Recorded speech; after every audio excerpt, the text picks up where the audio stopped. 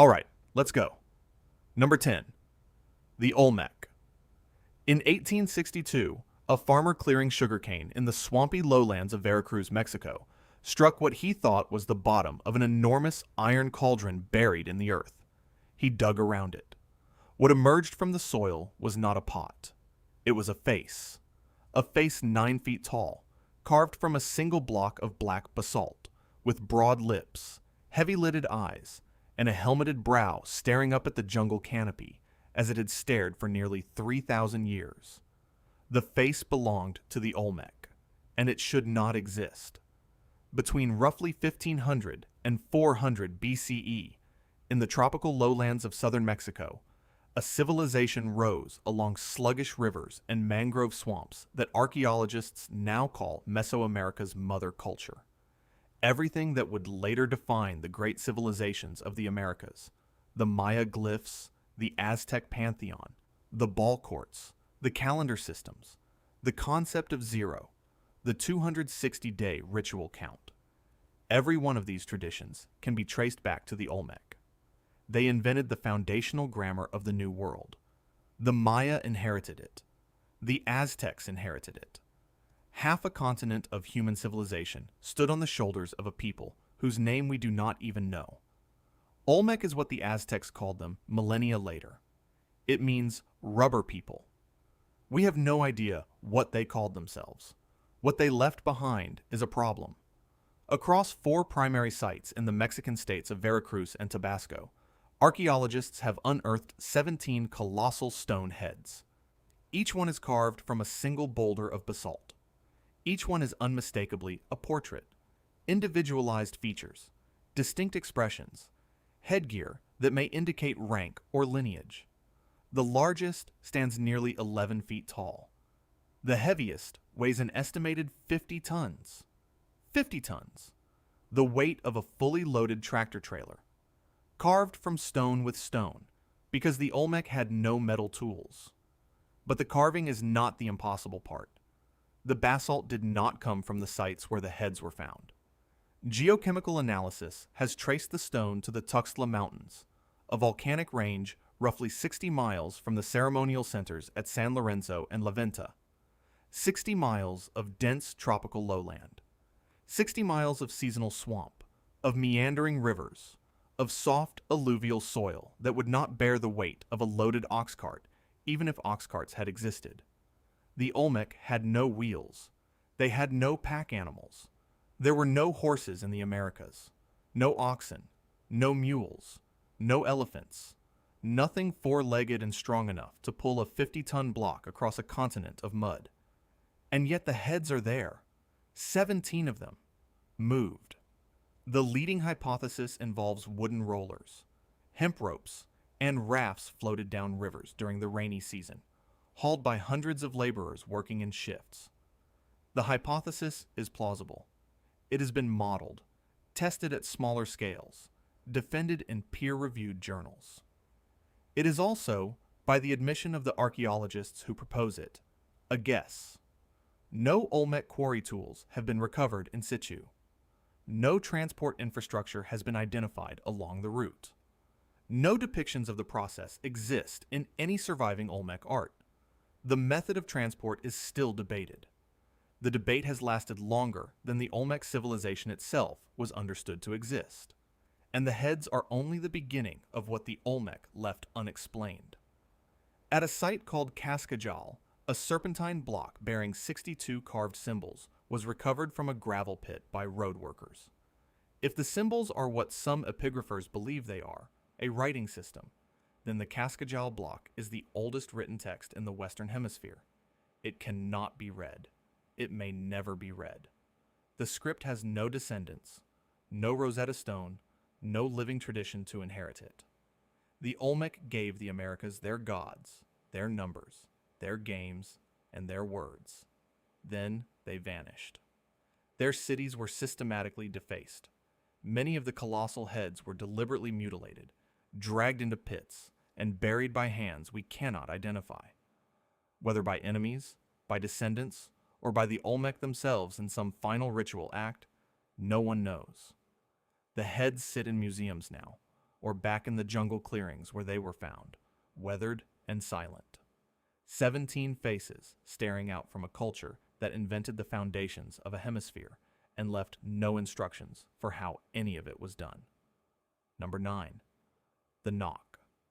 In 1928, a tin miner named Colonel Dent Young was sifting through alluvial deposits on the Jos Plateau in central Nigeria when he pulled a terracotta head from the gravel. It was not what he was looking for. It was the face of a person who had been dead for over 2,000 years, modeled in fired clay with such precision that the individual features were still legible across the millennia. The hair was elaborately coiled. The eyes were hollow triangles staring through him into the savanna light. He had no idea what he was holding. Neither did anyone else. What Dent Young had stumbled onto was the surviving evidence of an entire civilization that academic history had functionally forgotten. The Nok culture flourished across the wooded grasslands of central Nigeria from approximately 1500 BCE to 500 CE. 2,000 years of continuous existence, longer than the span between the founding of Rome and the present day. They produced life-sized, sculpted figures in terracotta, the earliest known sophisticated artistic tradition in sub-Saharan Africa. They smelted iron in furnaces built into the soil of the savanna, placing them among the earliest iron-using societies on the African continent. And until a tin miner tripped over one of their faces in the gravel, the modern world had no record that they had ever existed. The sculptures themselves are extraordinary. Reddish-brown terracotta heads, some nearly life-sized, with hollow triangular eye sockets and parted lips and hairstyles braided into architectural complexity. The features are individualized. These are not stylized icons. They are portraits, particular men, particular women, particular faces from a particular community along the Niger and Benue river systems. The expressions are calm, attentive, almost waiting. The clay was fired at temperatures that demanded careful kiln control. The sculptural anatomy demanded a tradition of craft training that had to have been transmitted across generations of practitioners. Nothing about these objects suggests a primitive or experimental art form. They are the product of a mature civilization at the height of its technical confidence. And then there is the iron. Across the Nok heartland, archaeologists have identified the remains of smelting furnaces, clay-lined shafts dug into the savanna floor, charged with charcoal and ore, capable of reducing iron to a workable metal at a moment in world history when most of the planet was still negotiating with stone. The Nok were doing this before the Roman Empire existed. They were doing it before the Han Dynasty unified China. They were doing it in a region that conventional histories of metallurgy long insisted had received iron technology from elsewhere, an assumption the Nok furnaces quietly dismantle. But here's where the story becomes genuinely disturbing. Around 500 CE, the Nok vanished, not gradually, not through assimilation into a documented successor culture. The sculptures stop, the furnaces go cold, the settlements thin out and disappear from the archaeological record. Researchers have proposed climate change, soil exhaustion from intensive agriculture, overharvesting of the hardwoods required to fuel the iron furnaces. The honest answer is that no one knows. A civilization that had endured for 2,000 years, longer than most empires in recorded history, simply stopped, and the savanna grew back over the evidence. The implications are staggering. If the Nok could be erased so completely that we required a tin miner's accident in 1928 to confirm their existence, the question becomes uncomfortable. How many other civilizations of comparable sophistication once stood in regions where no colonial mining operation ever disturbed the topsoil? How many faces are still waiting in the clay? The terracotta heads sit in museums now, behind glass, their hollow triangular eyes still fixed on some horizon the rest of us cannot see. Number 8. The Minoans, the first European civilization and the volcano that buried it. In 1900, The British archaeologist Arthur Evans began excavating a low hill on the northern coast of Crete called Knossos. He expected, perhaps, a modest Bronze Age settlement. What he uncovered instead was a civilization Europe had forgotten it ever had. Multi-story structures rising from the Cretan soil, corridors twisting in patterns that defied the geometry of every Mediterranean ruin then known, drainage pipes of fired clay running beneath floors that had been laid more than 3,000 years before. Evans had not found a settlement. He had found the first advanced civilization in European history, and almost nothing about it made sense. The Minoans flourished on Crete from approximately 3000 BCE to 1100 BCE. For nearly 2,000 years, while mainland Europe remained a patchwork of villages and tribal confederations, this island civilization built palace complexes of a sophistication that would not be matched on the continent for another 1,000 years after their disappearance. Knossos alone covered an estimated 20,000 square meters. Multi-story buildings rose from its central court. Indoor plumbing carried water and waste through terracotta networks engineered with a precision that European cities would not reproduce until the Roman aqueducts. Light wells, vertical shafts cut through the upper floors, channeled Mediterranean sunlight down into the deepest interior corridors. The palace was not dark. It glowed. The walls glowed too. Frescoes covered them in vivid blues, deep reds, saffron yellows so intense that the pigments still hold their color, where excavators have preserved them. The Minoans painted dolphins leaping across plaster seas. They painted processions of figures in elaborate dress. And they painted the bull leap, the ritual that has defined them in the archaeological imagination ever since. Young athletes, men and women both, vaulting over the horns of charging bulls. Whether the act was sport, ceremony, religious sacrament, or all three, the frescoes do not say. They only show it happening, again and again. Across palace after palace, the Minoans wrote. This is perhaps the most haunting fact about them. They developed a script that archaeologists call Linear A, and they used it for centuries on clay tablets, on stone vessels, on votive offerings left in mountain sanctuaries. Hundreds of inscriptions have been recovered. The signs are clear. The patterns are repetitive enough to suggest a fully functional writing system. And yet, Linear A has never been deciphered. Not in 1900, not in 1950, not in 2024. Every attempt has failed. We can see the Minoans writing to themselves. We cannot read a single word. But here's where the story turns into something genuinely catastrophic. Around 1600 BCE, the volcano on the nearby island of Thera, what is now Santorini, detonated in one of the largest eruptions in human history. The blast obliterated the center of Thera itself and sent tsunamis racing south across the Aegean. The northern coast of Crete, where the Minoan palaces stood, was struck by waves whose force is still being modeled by geologists today. Ash blanketed the island. Harbors were destroyed. The Minoan fleet, the foundation of an economy that had spanned the eastern Mediterranean, was crippled in a single afternoon. The civilization did not die that day, but the wound was mortal. Within a few centuries, the palaces were abandoned, the script went silent, and the Minoans dissolved into the Mycenaean culture rising from the Greek mainland. What survived was the memory.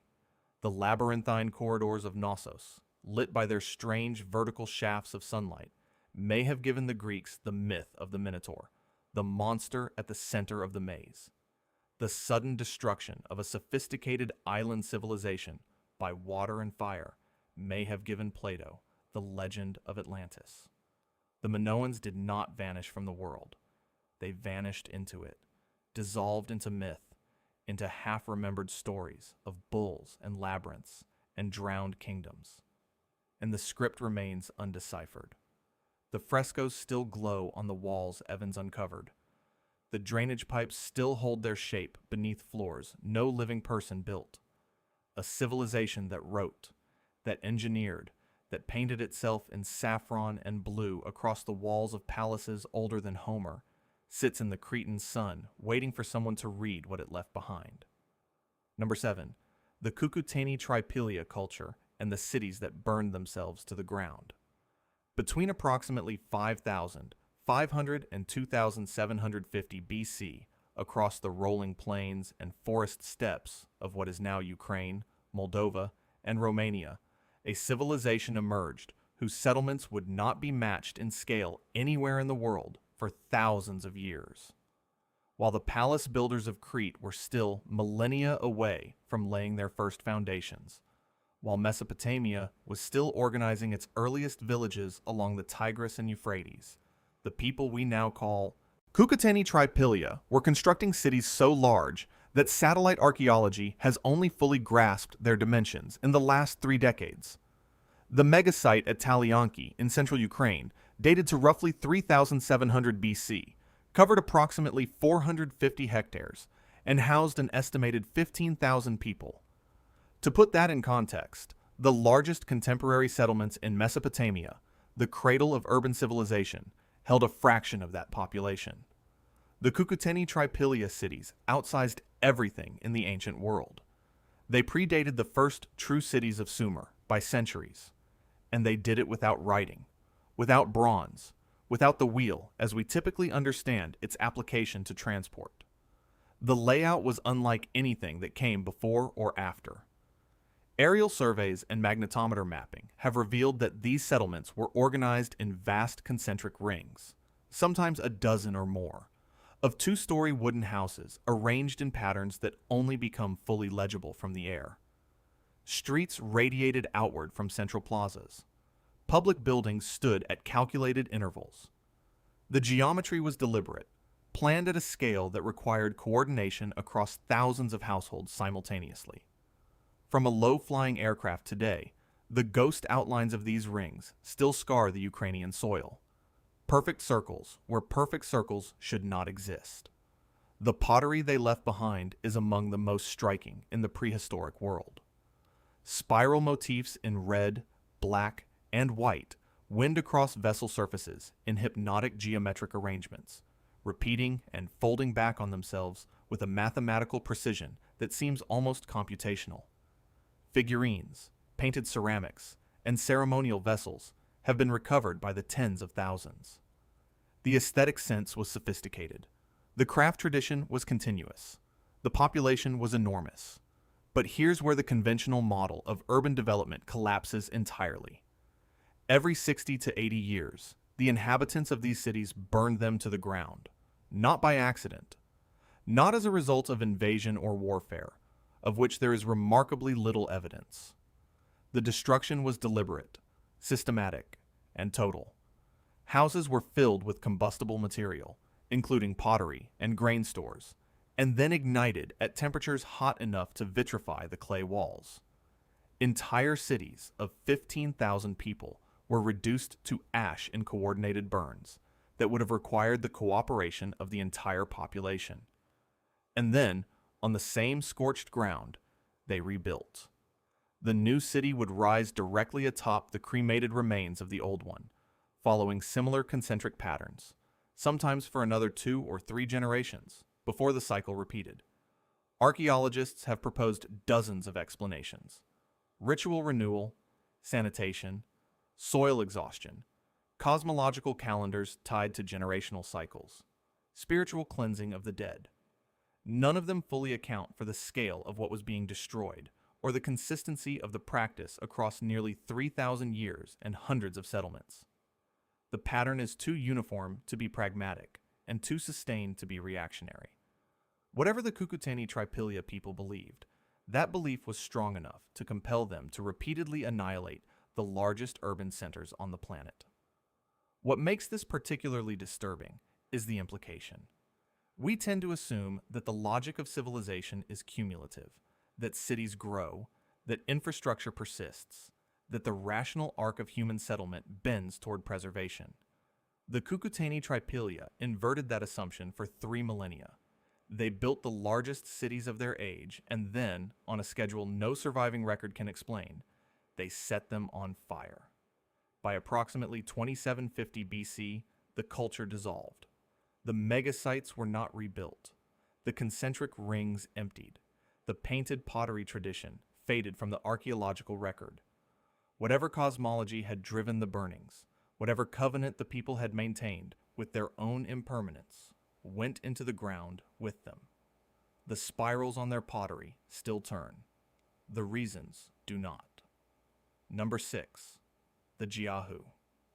In the central plain of China's Yellow River Valley, beneath layers of silt deposited over 9,000 years, archaeologists uncovered something that rewrote the timeline of human creativity. The site is called Jiahu.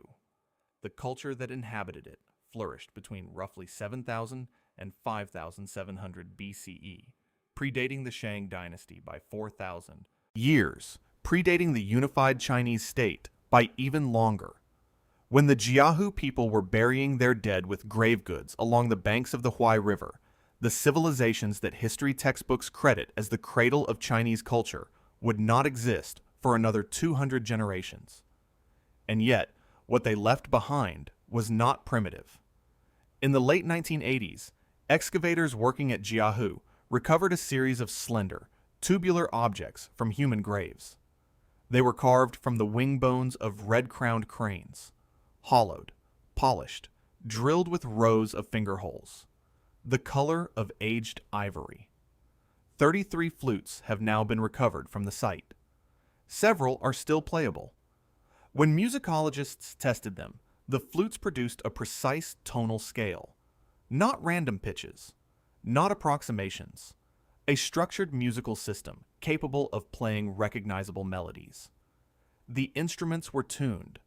The Jiahu were not merely making sound. They were making music with intent, with theory, with an understanding of pitch relationships that wouldn't be formally codified in China for another 6,000 years. These are the oldest playable musical instruments ever recovered anywhere on Earth. The numbers anchor the strangeness. 9,000 years ago, before the wheel, before bronze, before the first city walls of Mesopotamia, someone sat on a riverbank in central China and tuned a flute carved from the wing of a bird. But here's where the standard picture of Neolithic life collapses entirely. In 2004, a team led by archaeological chemist Patrick McGovern at the University of Pennsylvania analyzed organic residues coating the interiors of clay jars excavated from Jiahu burial pits. The chemical signatures were unmistakable. Rice, honey, hawthorn fruit, or grape, fermented together into an alcoholic beverage, a mead, a wine, a brew engineered through deliberate biochemistry by people working 7,000 years before the Shang. This is the earliest direct evidence of fermented beverages anywhere in the human record. The Jiahu were brewing alcohol thousands of years before the dynasties that Chinese historiography traditionally treats as the origin point of Chinese civilization. The implications ripple outward in every direction. To ferment, you must understand storage. You must understand seasonality. You must understand that certain organic processes can be harnessed, controlled, and reproduced. The Jiahu jars are not accidents. They are the residue of a technology. And then there are the shells. Across the Jiahu burial sites, archaeologists have recovered tortoise shells deliberately interred with the dead. Carved into the surface of several of these shells are symbols. Discrete, repeated, intentional marks. Not decorations, not tally scratches. Symbols. One bears a sign almost identical to the Shang dynasty character for eye, carved 4,000 years before the Shang existed. Whether these markings constitute true writing or a proto-writing system remains contested. Some researchers see in them the direct ancestors of the oracle bone script that would emerge in the Yellow River Valley millennia later. Others classify them as symbolic notation that fell short of full language encoding. The debate continues in academic journals. What remains undisputed is that someone at Jiahu carved meaningful signs into bone and shell at a moment when most of humanity had not yet considered the possibility of recording thought in matter.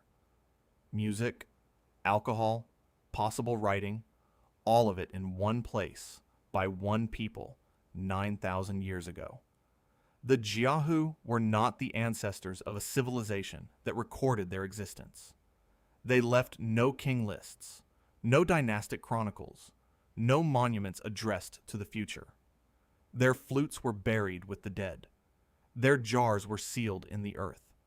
Their carved shells were placed beside bones that no name has ever been attached to.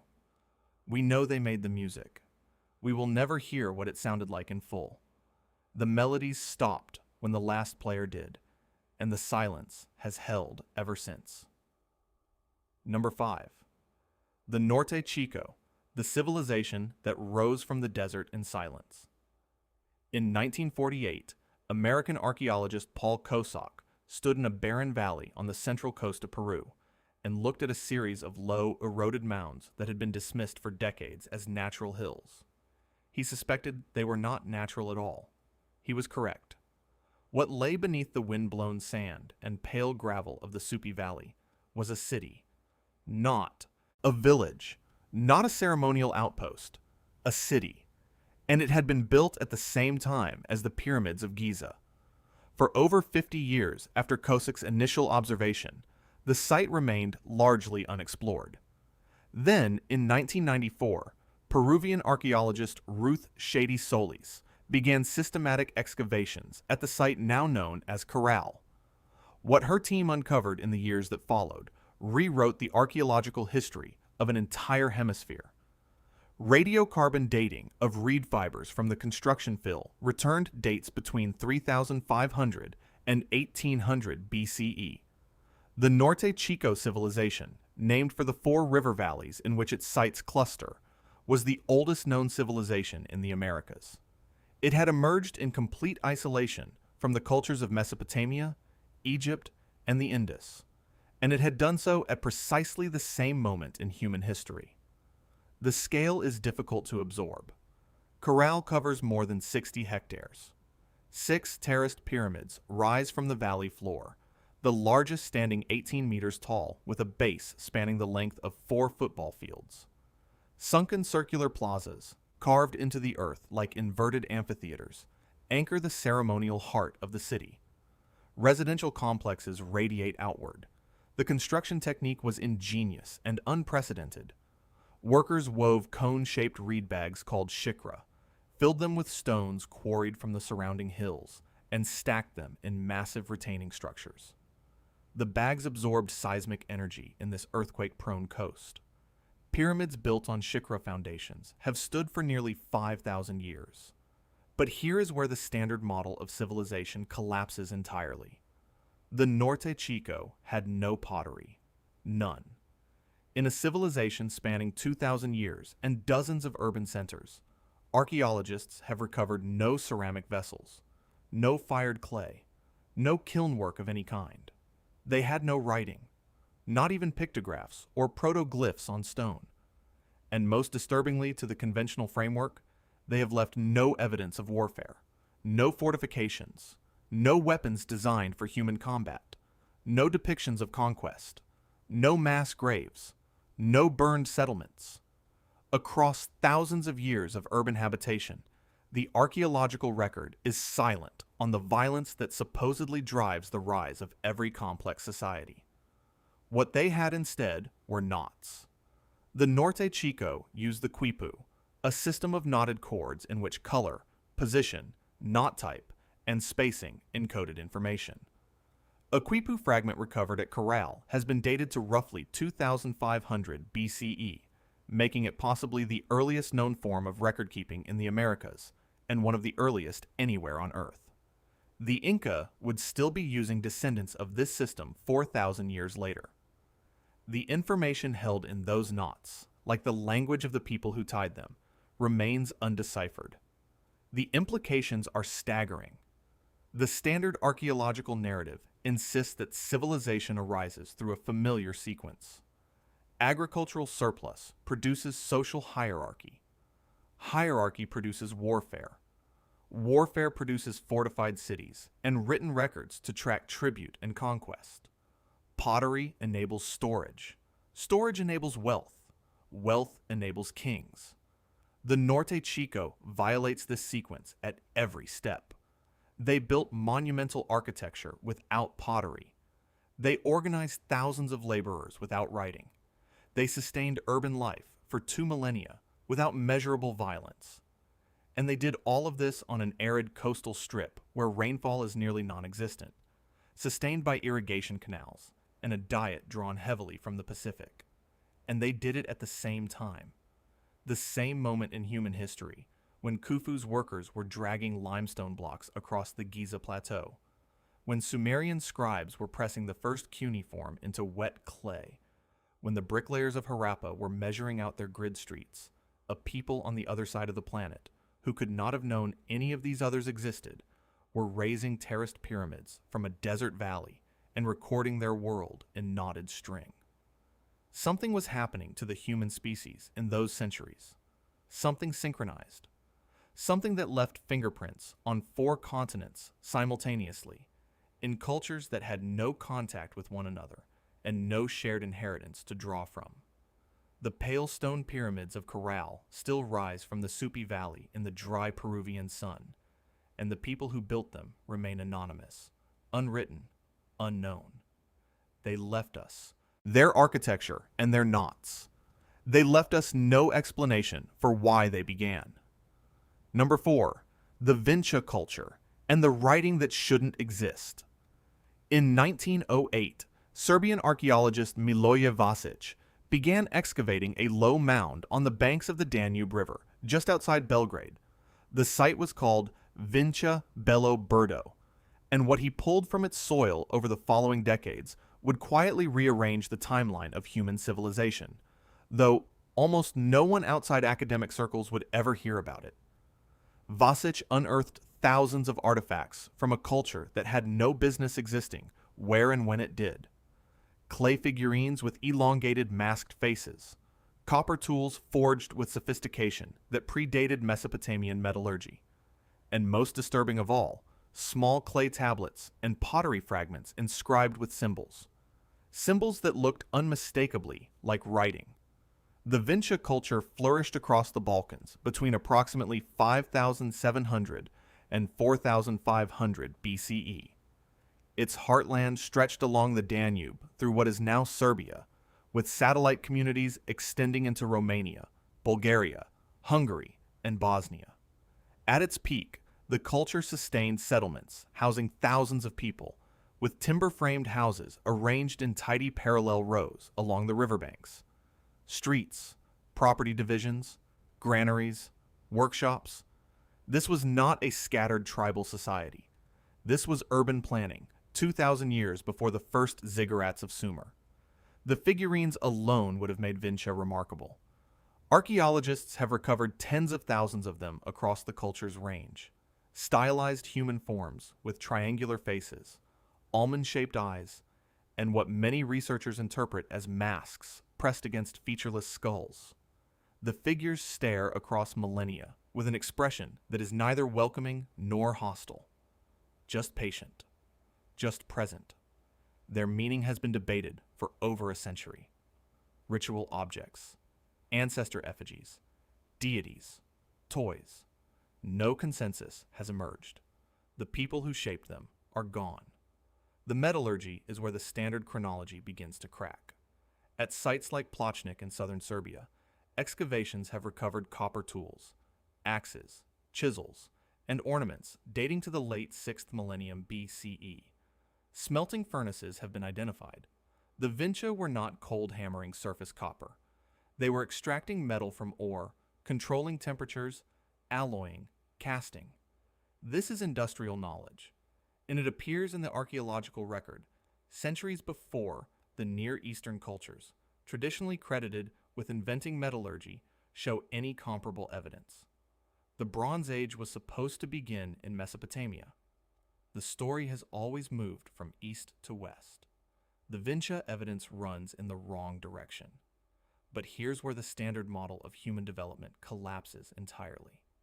In 1875, decades before Vasic's excavations, researchers began noticing strange marks on Vinca pottery and clay tablets, repeating signs, combinations, sequences that appeared too patterned, too deliberate, too consistent across sites separated by hundreds of kilometers to be decoration. By the 1960s, the Romanian archaeologist Nicolae Vlasa, working at Tartaria in Transylvania, recovered 3 small clay tablets covered in these symbols from a sealed ritual deposit. Radiocarbon dating placed the deposit at approximately 5,300 BCE. The Sumerian cuneiform tablets at Uruk, long considered the birthplace of writing, would not appear for another 2,000 years. The Vinca symbols, sometimes called the Danube script, number over 200 recognized signs. They appear on pottery, figurines, spindle whorls, and ritual objects across hundreds of sites. They follow rules. Certain signs cluster together. Others never appear in combination. The patterns suggest grammar. Whether they represent fully developed writing, a proto-writing system, or a complex symbolic notation remains contested. What is no longer contested is their age. The symbols predate every other known writing system on Earth by a margin so wide that the conventional narrative of literacy emerging in Mesopotamia and radiating outward becomes geographically impossible. The implications are staggering. If the Vinca were writing, smelting copper, and building planned settlements 2 millennia before the cultures we credit as the cradles of civilization, then the entire map of human development is drawn wrong. The story we tell ourselves about progress, about the slow ascent from stone tools to literacy moving down the Fertile Crescent and outward to the world, has the arrows pointing in directions the evidence does not support. Something extraordinary happened on the banks of the Danube in the 6th millennium BCE, and then it stopped. By around 4,500 BCE, the Vinca culture dissolved. The settlements were abandoned or absorbed. The script disappeared. The metallurgical tradition fragmented and migrated. Within a few centuries, the knowledge that had distinguished the culture was scattered across Europe in pieces too small to reassemble. The people who shaped the masked figurines, who smelted the first copper, who may have invented writing itself, walked away from their riverside towns and vanished into the larger churn of European prehistory. Their tablets still exist. They sit in museum cases in Belgrade and Bucharest, marked with signs no living human can read. The symbols watch from behind glass, ordered, patterned, deliberate, waiting for a translation that has never come. Number 3, the Indus Valley, the silent giant of the ancient world.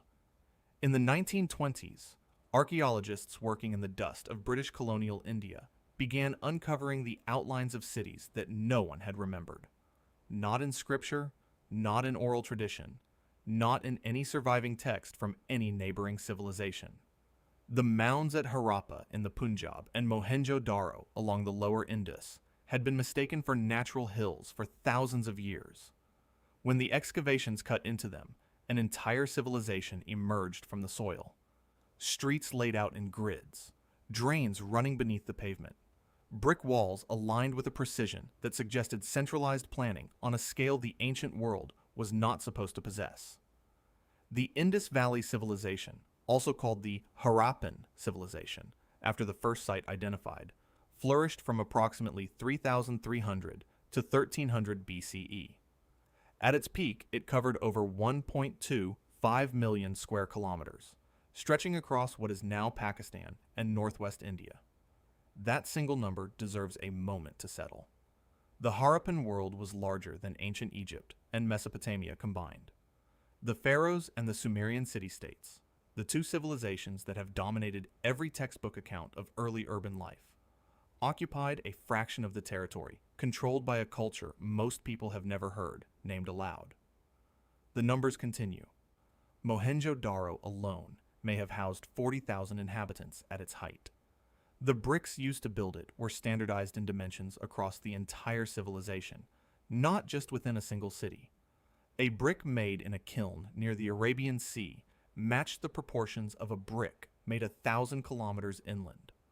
Someone, somewhere, had established a unit of measurement and enforced it across a territory the size of Western Europe. The streets ran at right angles. The houses had private wells and bathing platforms. Beneath the pavement, the world's first known urban sanitation systems carried wastewater away from the homes through covered brick drains. At a moment when most of the planet's inhabitants were defecating in fields, the Harappans were engineering plumbing. At the center of Mohenjo-Daro sat the Great Bath, a watertight sunken pool 12 meters long, sealed with bitumen and lined with finely fitted brick.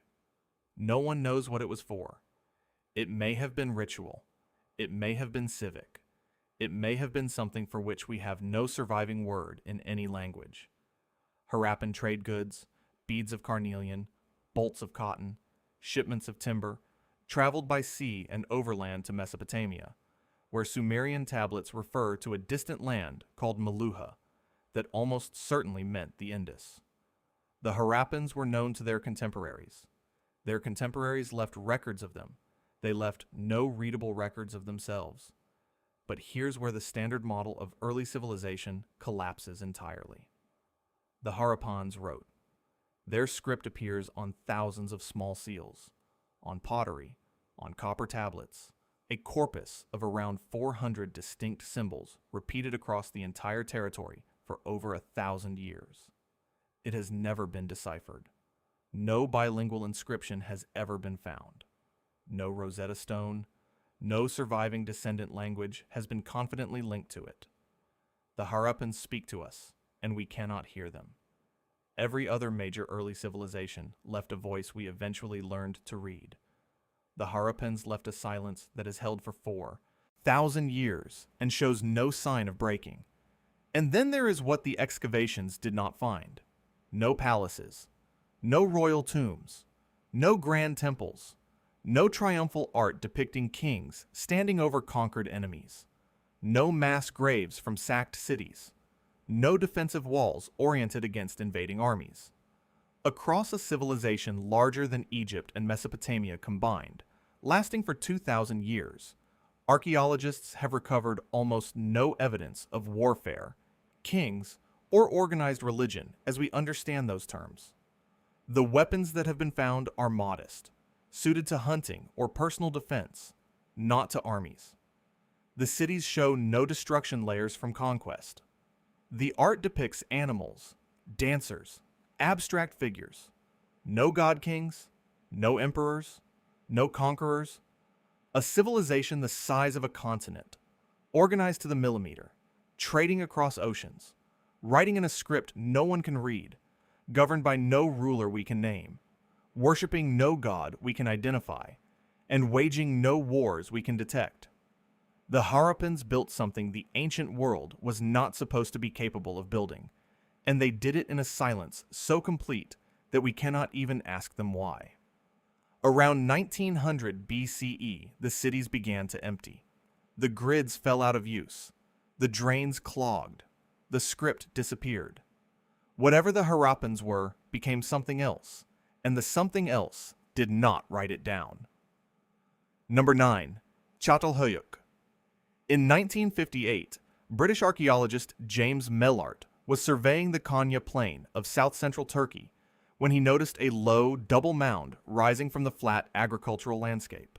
There were no monuments, no standing walls, no obvious reason for the swelling in the earth. When excavations began 3 years later, the mound revealed itself as one of the most disorienting human settlements ever uncovered. A proto-city that housed up to 8,000 people. A place that operated under rules so unlike our own that the term city begins to fracture in its presence. Chatal Hoyuk was occupied from approximately 7,500 to 5,700 BCE.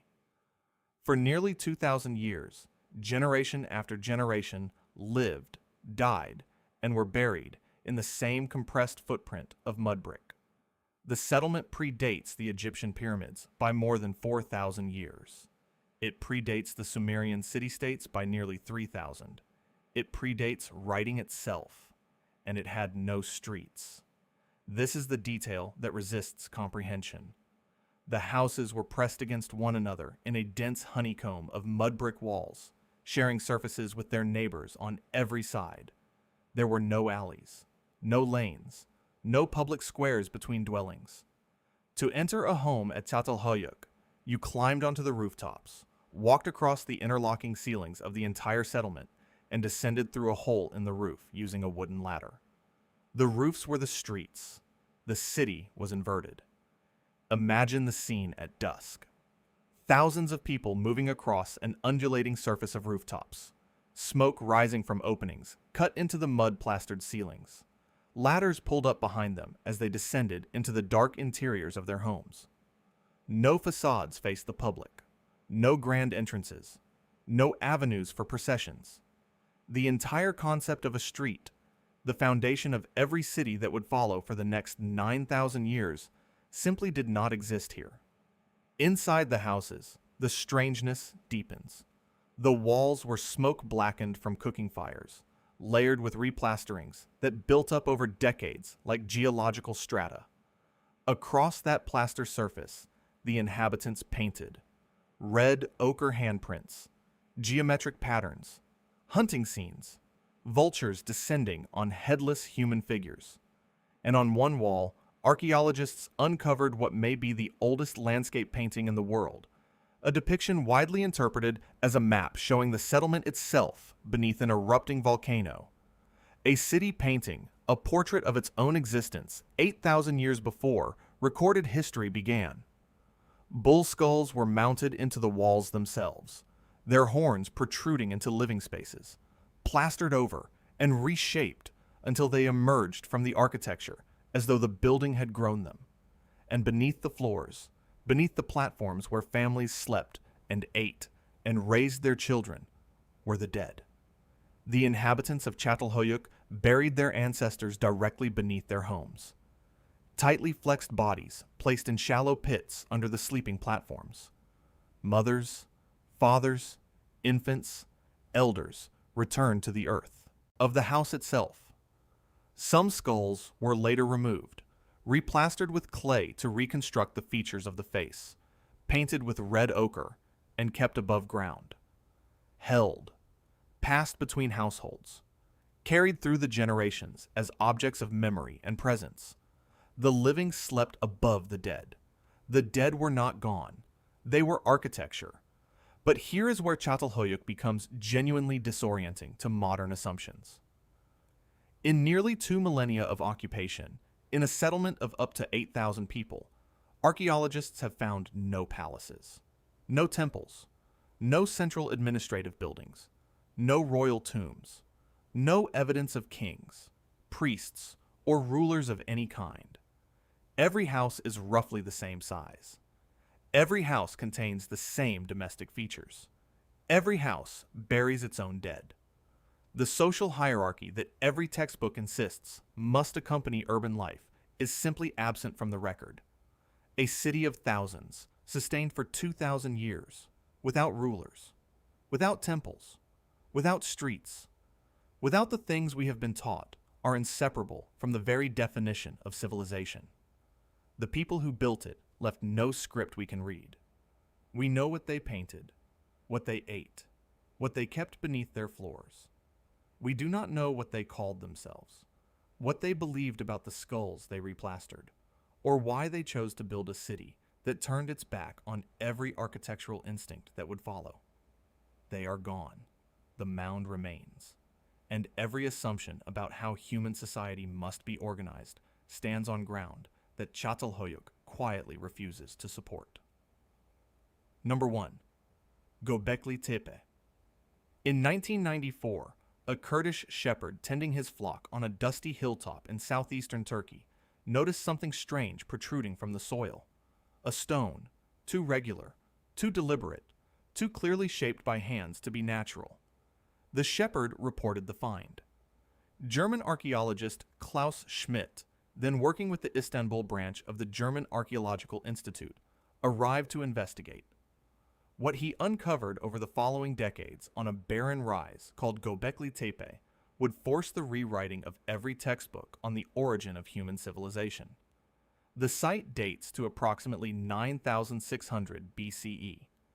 To grasp what that number means, the comparisons have to be laid out plainly. Göbekli Tepe predates Stonehenge by roughly 6,000 years. It predates the Egyptian pyramids by 7,000 years. It predates the invention of pottery. It predates the invention of agriculture. It predates the wheel. It was built by hunter-gatherers, people who chased game across the Anatolian plateau and gathered wild grains. People who had no cities, no writing, no domesticated animals, no fields. And yet, on a windswept hill above the Heron Plain, they raised something that should not have existed for thousands of years. T-shaped limestone monoliths rise 18 feet into the air, arranged in massive concentric circles. Some of the pillars weigh as much as 20 tons. They were quarried from the surrounding bedrock, shaped with stone tools, hauled up the hillside, and set into precise geometric configurations by people who, according to the established model of human development, should not have possessed the social organization to coordinate such labor. There were no kings. There were no scribes. There were no granaries to feed a workforce. The conventional prerequisites for monumental construction were absent. The monuments exist anyway. The carvings on the pillars are the second shock. Foxes coil along the stone in low relief. Snakes slither in vertical columns. Vultures spread their wings across surfaces that should be blank. Scorpions, lions, wild boars, cranes, an entire bestiary of the late Pleistocene rendered in stone by people who had never written a word. The figures are not crude. They are confident, stylized, executed with the assurance of an artistic tradition that must have existed for generations before the first chisel touched the limestone at Gobekli Tepe. The site is not the beginning of something. It is the visible portion of something older that we cannot see. The numbers compound the unease. Ground-penetrating radar surveys have identified at least 20 stone circles beneath the surface, only a fraction of which have been excavated. The hilltop is artificial in part. The builders deliberately buried their own monuments, filling the enclosures with rubble and soil for reasons no one understands. The site was not abandoned to time. It was sealed by the people who built it, carefully, deliberately, as if they were hiding it, or protecting it, or finishing something the rest of us were never meant to read. But here's where the standard model of human development collapses entirely. For a century, the foundational assumption of archaeology has been straightforward. First came agriculture, then came surplus, then came settled life, then came social hierarchy. Then, finally, came religion and monumental architecture as expressions of an already established civilization. Göbekli Tepe inverts the sequence. The temple came first.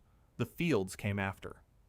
Genetic studies of einkorn wheat, one of the founding crops of Old World agriculture, trace its domestication to the slopes of Karaka Dağ, a mountain visible from the summit of Göbekli Tepe. The first farmed grain in human history was domesticated within sight of the world's first temple. The implication, advanced by Schmidt before his death in 2014 and refined by his successors, is that agriculture did not produce religion. Religion produced agriculture. The need to feed the workforce that built and maintained the sanctuary may have driven hunter-gatherers to settle, to cultivate, to surrender their nomadic lives. The pillars came first. The wheat followed. The implications extend further than the timeline. If Göbekli Tepe is the work of hunter-gatherers, then the cognitive, organizational, and spiritual capacities we associate with civilization existed in human beings tens of thousands of years before they were expressed in stone. The site is not the invention of those capacities. It is their first surviving record. How many similar sanctuaries existed during the previous tens of thousands of years of human prehistory, built in wood, in earth, in materials the climate has long since erased? How many generations of carvers and builders and ritual specialists left no trace because the medium of their work did not endure? Göbekli Tepe is not the dawn of human complexity. It is the moment when human complexity finally chose a material that could outlast its makers. The builders are gone. Their language is gone. Their names for the foxes and vultures carved into the pillars are gone. The meaning of the circles, the reason for the burial, the identity of whatever they worshipped or feared or memorialized on that hill, all of it is gone. What remains is the stone. 18 feet of carved limestone standing in the wind of the Anatolian plateau, the golden hills rolling away in every direction, the bedrock from which it was cut still visible at the quarry. The monoliths are still there. They have been there for nearly 12,000 years. They were there before the pyramids, before writing, before the wheel, before the village. They were there before history began, waiting for the moment when a shepherd would notice a stone that looked too deliberate, and the rest of us would finally begin to ask what we had forgotten. If you want to see more videos like this, click the